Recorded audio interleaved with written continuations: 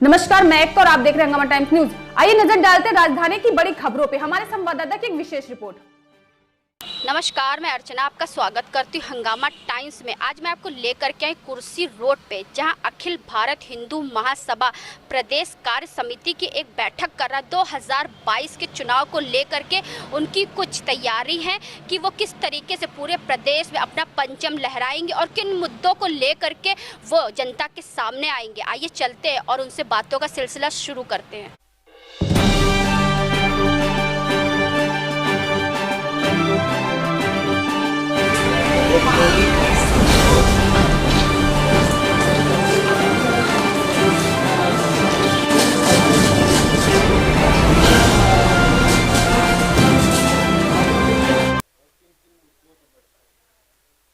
आज यहाँ अखिल भारत हिंदू महासभा उत्तर प्रदेश कार्य समिति की बैठक लखनऊ में हुई है और जिसकी अध्यक्षता हमारे उत्तर प्रदेश के अध्यक्ष पीयूष वर्मा जी ने की है।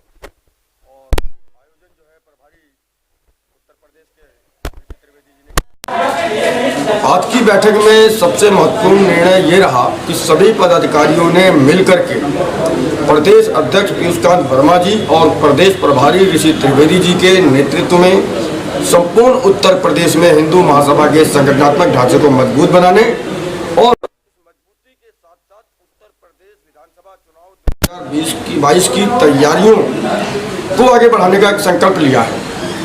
और इस संकल्प को साकार करने के लिए हिंदू महासभा की युवा प्रकोष्ठ, हिंदू युवक सभा, छात्र प्रकोष्ठ, हिंदू विद्यार्थी सभा, महिला प्रकोष्ठ, हिंदू महिला सभा, हिंदू किसान सभा, अन्य प्रकोष्ठों में भी शीघ्र अतिशीघ्र जिला स्तर पर कार्यकारिणियां गठित करने और उस कार्यकारिणी के माध्यम से जो हिंदू वोट बैंक है उसको हिंदू महासभा के पक्ष में मोड़ने का एक दिशा निर्देश प्रदेश अध्यक्ष द्वारा जारी किया गया है।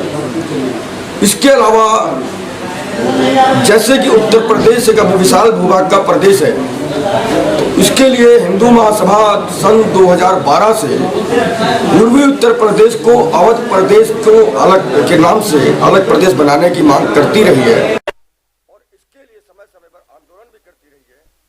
हिंदू महासभा ने आज ये भी संकल्प लिया है कि अवध प्रदेश बनाने और उस अवध प्रदेश की राजधानी अयोध्या घोषित करने की मांग को लेकर के मुख्यमंत्री माननीय योगी आदित्यनाथ जी को ज्ञापन दिया जाए ताकि वो विधानसभा के अंदर अवध प्रदेश का एक विधेयक प्रस्तुत करके और इसको अलग राज्य के रूप में स्थापित करें।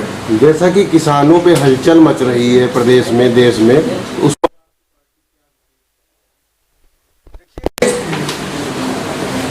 किसान इस देश का अन्नदाता है और अन्नदाता के हितों के साथ किसी भी प्रकार का खिलवाड़ हिंदू महासभा सहन नहीं करेगी। जो नरेंद्र मोदी जी द्वारा एक बिल लाया गया है किसानों का, उसमें कुछ खामियां हो सकती हैं जिनको दूर किया जा सकता है, लेकिन बिल ही बेकार है आज जो लोग बिल का विरोध कर रहे हैं वही लोग सत्ता में लाना चाहते थे, तो उनका विरोध तो समझ से परे की बात है। हाँ, किसानों के अनाज की बिक्री खरीद फरोख्त के माध्यम से जो लोग अपना रोजगार करते थे दलाली के माध्यम से, कमीशन के माध्यम से, उन लोगों के हित कहीं ना कहीं प्रभावित हो रहे हैं। मेरा मानना है को द्वारा ही मचाया जा रहा है, अन्यथा किसान को उसकी फसल का उसकी मन माफिक दाम मिले, यही किसान के हित में बेहतर है और इसी दिशा में आगे प्रयास होना चाहिए। कोई भी सरकार आती है तो नारी सुरक्षा के लिए बात करती है, रोजगार के लिए बात करती है और किसानों के लिए बात करती है। तो आपकी पार्टी अगर प्रदेश में बन गई तो आप ऐसे नियमों को क्या करेंगे और किस तरीके से कार्य करेंगे नारी सुरक्षा को लेकर के? देखिए, नारी सुरक्षा तो आवश्यक ही है। हमारे लिए प्रत्येक नागरिक की सुरक्षा आवश्यक है और नागरिक की सुरक्षा के बिना कोई भी विकास अधूरा है, बेकार है। आप बहुत बढ़िया सड़क बनवा दीजिए और उस सड़क पे रेप होने लगे तो सड़क बेकार है। तो सबसे पहले हमें नागरिकों की सुरक्षा नारी समाज की सुरक्षा देनी पड़ेगी। उसके बाद हमें विकास के लिए सोचना चाहिए। जहाँ तक सुरक्षा की बात है तो हिंदू महासभा का ये मानना है कि 18 वर्ष से 26 वर्ष के मध्य के भारतीय नागरिकों को शस्त्र चलाने का प्रशिक्षण अनिवार्य किया जाना चाहिए और इसको भारत के शैक्षिक पाठ्यक्रम में शामिल करना चाहिए, ताकि समय आने पर भारतीय नागरिक अपनी आत्मरक्षा आत्मसुरक्षा स्वयं कर सके। सरकार के अध्यादेश लाकर किसानों की, आपकी पार्टी किसानों के हित की बात हमेशा से प्रमुखता से आपके एजेंडे में रहता है। आप उस विषय में क्या कहेंगे किसानों के लिए? हम लोगों ने एक निर्णय किया था, 16 अगस्त को बैठ करके निर्णय हुआ था हमारे और प्रदेश प्रभारी जी के बीच में कि किसान आयोग का गठन सरकार से हम लोग अतिशीघ्र कराएं और किसान आयोग के माध्यम से हम लोग किसानों की हर समस्याओं का समाधान किया जाए। इस प्रयास में हम लगातार बढ़ रहे हैं कि हम किसी तरीके से जो कृषि क्षेत्र की भूमि उनको रोकें, किसानों के पलायन को रोकें, किसानों की आत्महत्या को रोकें और किसान के फसलों का जो थोड़ा बहुत पैसा मिल जाता है उन्हें, जिससे उनकी गरीबी दूर नहीं होती है, उस विसंगत को हम लोग दूर करें। उस जो डिफरेंस है उस डिफरेंस को दूर करें कि हमारी किसानों की आलू 2 रुपये में बिकती है और जाकर के 25 रुपये हम फिर खरीदते हैं। तो उस विसंगत को दूर करना जरूरी है। हम लोग इस दिशा में कार्यरत हैं और हम लोग जो है मोदी जी से और योगी जी से भी ये मांग किए हैं और इस पर हम लोग और भी अभी अपने वो ला रहे हैं। आए दिन हिंदू समाज के मंदिर तोड़े जाते हैं, हिंदू समाज के लोगों पर हत्या की जाती है, उस पर क्या विशेष एजेंडा रहेगा आपकी पार्टी? हमारा तो ये प्रमुख एजेंडा है। हम हिंदू मंदिरों को तोड़ना कतई किसी भी सूरत में बर्दाश्त नहीं कर सकते हैं, चाहे उसके लिए हमें कोई भी चीज़ करना पड़े। और आप लोग अगर देखें, गौर करें तो हिंदू महासभा ने ही राम मंदिर निर्माण का जो मुकदमा था वो हिंदू महासभा ने ही लड़ा, न उसमें कहीं भाजपा थी, न उसमें कहीं विश्व हिंदू परिषद था, न अन्य किसी और ग्रुप के लोग थे। हिंदू महासभा मुकदमा लड़ी, हिंदू महासभा मुकदमा जीती। लेकिन दुख की बात यह है कि उस ट्रस्ट में हिंदू महासभा नहीं है, इस नाते अपनी बात को रख नहीं पा रही है। लेकिन मंदिर तमाम टूट रहे हैं और हम लोग अपने में मीटिंग कर रहे हैं। हम लोग एक वॉलंटियर ग्रुप तैयार करने जा रहे हैं। वह वॉलंटियर ग्रुप जो होगा हर मंदिरों की रक्षा करने का कार्य करेगा। प्रशासन को जो अपना निर्णय करना हो करे, प्रशासन हमारे ऊपर लाठी बरसाएगा, हम लाठी खा के उनको भी लाठी मारने का काम करेंगे। हम व्यवस्थाएं हमको जेल में डालेंगी, हम जेल में जाएंगे, जेल भरो आंदोलन करने का कारण करेंगे। मंदिर तोड़े जाएंगे, हम मंदिर किसी भी सूरत में तोड़ने नहीं देंगे, हम दूसरे का नुकसान नहीं करेंगे, तो हम अपने भी धर्म का नुकसान किसी भी सूरत में नहीं होने देंगे, क्योंकि यही हमारी भारतीय संस्कृति है। कुछ मंदिर के पुजारियों ने अभी कुछ दिन पहले जो है अपना मांग पत्र दिया है कि जो है उसमें उनको पेंशन या जो है कुछ मासिक मानदेय मिलना चाहिए। आपकी पार्टी क्या उसमें समर्थन करेगी? हाँ, बिल्कुल समर्थन करेगी। जब मौलानाओं को तमाम तनख्वाह मिल रहा है, जब मौलानाओं के पीछे इतने पैसे खर्च किए जा रहे हैं कि मंदिरों के पैसे उनके पीछे चले जा रहे हैं, तो फिर हमारे यहाँ जो पुजारी हैं मंदिर के, वो बेचारे क्या गलती करते हैं? उनको बिल्कुल मानदेय मिलना चाहिए। हम बिल्कुल इस पक्ष में हैं। और अगर हिंदू महासभा सत्ता में आई या सत्ता में भागीदारी हुई या विधानसभाओं में भागीदारी हुई या केंद्र में भागीदारी हुई किसी भी तरह से, तो निश्चित रूप से इस मांग को प्रमुखता के साथ रखा जाएगा। सर, अपने परिचय के साथ जो आज का कार्यक्रम है उसमें किन किन मुख्य अतिथियों ने उपस्थिति दर्ज कराई और क्या विशेष उद्बोधन किया? आज का जो कार्यक्रम प्रदेश कार्य समिति का है, मैं ऋषि कुमार त्रिवेदी, प्रदेश प्रभारी उत्तर प्रदेश। आज जो ये कार्यक्रम हो रहा है ये प्रदेश कार्य समिति की बैठक है, जिसके एजेंडा मुख्य रूप से चुनाव को लेकर के, जो 2022 का चुनाव होने जा रहा है उसकी रणनीति को लेकर के बैठक हो रही है। और आज जो है हमारे कार्यकारी अध्यक्ष रविंद्र कुमार द्विवेदी जी राष्ट्र कार्यकारी अध्यक्ष हैं और प्रदेश अध्यक्ष पीयूषकांत वर्मा जी, और एक धर्म प्रकोष्ठ जो है प्रमुख का गठन हुआ है, उसमें संतोष दास खाकी जी महाराज जो महंत हैं बनगढ़ के, उनको आज प्रमुख धर्म प्रकोष्ठ का प्रमुख बनाया गया है, धर्माचार्य का। और काफ़ी हमारे प्रदेश के मंत्री एवं उपाध्यक्ष और अन्य पदाधिकारीगण भी उपस्थित हुए। सर, जैसा कि आपकी पार्टी विभिन्न समय समय पर विभिन्न मुद्दों को उठाया करती है, आपका अगला एजेंडा क्या होगा? चुनाव को लेकर के मेरा मुख्य एजेंडा जो है वो किसान आयोग का गठन है। जब तक किसान आयोग का गठन नहीं होगा, हमारा किसान खुशहाल नहीं होगा, हम राम राज की कल्पना नहीं कर सकते, क्योंकि किसान ही अन्नदाता है। और इसी के तहत किसान आयोग के गठन के लिए हम मुद्दा उठा रहे हैं और हम चुनाव में इसी मुद्दे के साथ प्रमुखता से जाएंगे। वैसे मेरा दूसरा मुद्दा जनसंख्या नियंत्रण भी है और कई मुद्दे हैं, विद्युत बिजली के कम करने की जो बिल है उसको कम करने का। इसी तहत कई मुद्दों को लेकर के हम जा रहे हैं चुनाव में। और जो हमारा युवा बेरोजगार हो रहा है, नौकरियां कम हो रही, तो उसके बारे में आपकी पार्टी क्या करेगी? ऐसा जो बेरोजगारी की जो देन है वो सरकार खुद देख रही है कि क्या है, कितने लोग पलायन किए हैं, कितने लोगों की नौकरियां गई हैं। आज जो प्राइवेटीकरण भी हो रहा है इससे भी मजदूर वर्ग काफ़ी असंतुष्ट है, नाराज है।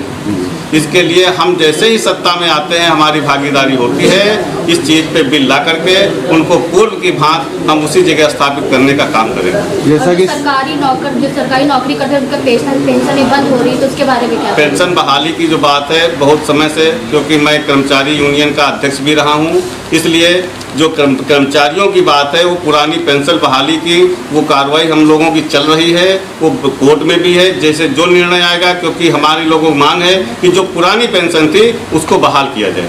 का विरोध कर रहे हैं, क्या उस संदर्भ में आपका संगठन उनसे जाके मुलाकात वगैरह करेगा? अभी तक तो ऐसा नहीं है, लेकिन अभी कुछ दिन पहले चारबाग में एक बैठक हुई थी जिसमें हिंदू मजदूर सभा और हम लोग काफ़ी लोग बड़ी तादाद में शामिल भी हुए थे और उसका विरोध भी किया गया था। अब उसी के तहत अभी चल रहा है और आने वाले शायद 15-20 दिन के अंदर एक बहुत बड़ी जो फेडरेशन है मजदूरों का उसके साथ हम लोगों की बैठक होने वाली है।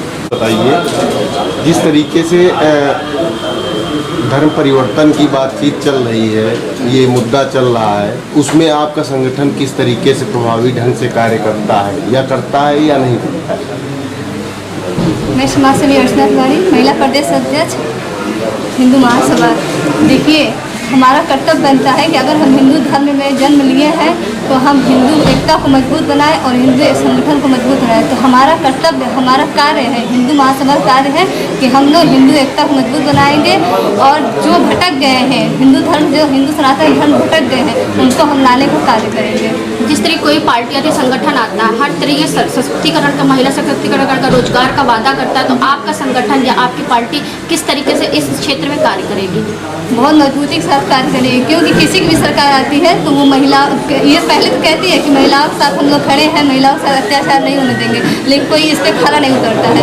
तो हमारे हिंदू महासभा की महिला संगठन का ये, हम लोग का ये संगठन मजबूती के साथ महिलाओं पे जो अत्याचार होते हैं, महिलाओं को जो रोजगार नहीं दिए जाते हैं, इस पर हम लोग पूरे कर्मठता के साथ, मजबूती के साथ उतरेंगे। क्योंकि आपको अखिल भारतीय हिंदू महासभा की महिला प्रदेश अध्यक्ष बनाया गया है, तो आपके ऊपर एक बड़ा सा कार्यभार, जिम्मेदारी सौंपी गई है, तो अपनी आप ये जिम्मेदारी किस तरीके से निभाएंगे? जिस तरह मैं एक समाज सेवक कार्य करती हूँ उसी प्रकार इस पद का मजबूती के साथ और किसी पदाधिकारी को शिकायत का मौका नहीं दूंगी, पूरा कर्मठता के साथ, और किसी महिला बहन को अपने उदास नहीं होने देंगे। चाहे जो भी महिला बहन हो, अगर उसके साथ अत्याचार होता है, कोई भी घटना होती है, तो मैं उसके साथ मजबूती, क्योंकि आप आए दिन सुनती होंगी, चाहे भाजपा सरकार हो, चाहे सपा सरकार हो, चाहे कोई भी सरकार, जहाँ तक पुलिस अधिकारी भी, पुलिस के कर्मचारी भी महिला का शोषण करते हैं, ऐसी आप वारदातें सुनती होंगी। ऐसी अगर कोई वारदात आपके सामने आती है तो क्या एक्शन लेती है?